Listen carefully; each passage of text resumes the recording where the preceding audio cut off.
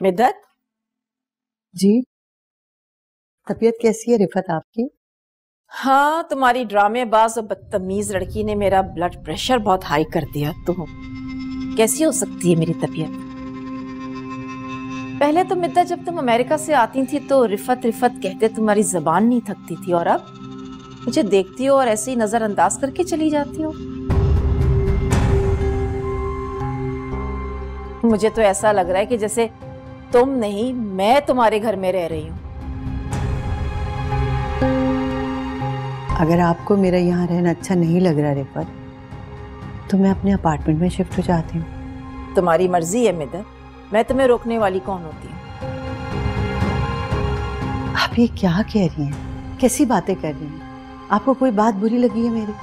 नहीं, मुझे तुम्हारी कोई बात बुरी नहीं लगी है, लेकिन तुम्हारी बेटी की जरूर बुरी लगी है। तुम बजाय उसको समझाने के उसका साथ देती हो, हर बात में उसको सपोर्ट करती हो। नहीं, ये मैं नहीं करती, आप किया करती थी कुछ वक्त पहले तक। और जब मैं आपको टोकती थी तो आप कहती थी मिद्दत मेरी होने वाली बहू है, जो करती है करने दो। आपको तो इस बात का एहसास भी नहीं था कि जो जहर आप दूसरों के खिलाफ उसके अंदर भर रही हैं वो आपके लिए भी नुकसानदेह साबित होगा। तुम अगर इतनी अच्छी माँ होती तो रोक लेती ना, मुझे दूर कर देती मुझसे उसको। क्यों ऐसा नहीं किया तुमने? मैं मानती हूं कि मैं रमशा की अच्छी माँ नहीं बन सकी, क्योंकि मुझे उसका बाप बनना था।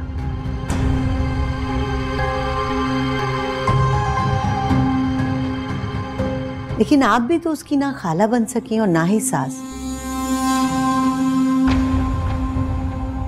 तो कम से कम अब अपनी ख्वाहिश का एहतराम कर लें, अपनी ख्वाहिश का मान ही रख लें।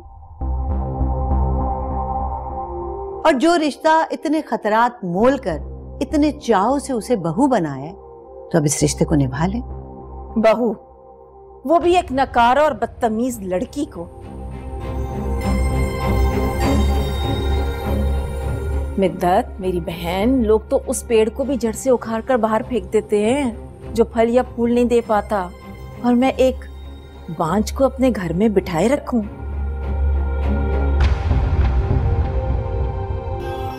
ना बाबा ना। देखो मिद्दत, तुम मेरी बहन जरूर हो, लेकिन निहाल मेरी औलाद है, और औलाद के साथ मैं इतनी बड़ी दुश्मनी नहीं कर सकती कि एक बांझ को उसके पल्ले बांध दूं।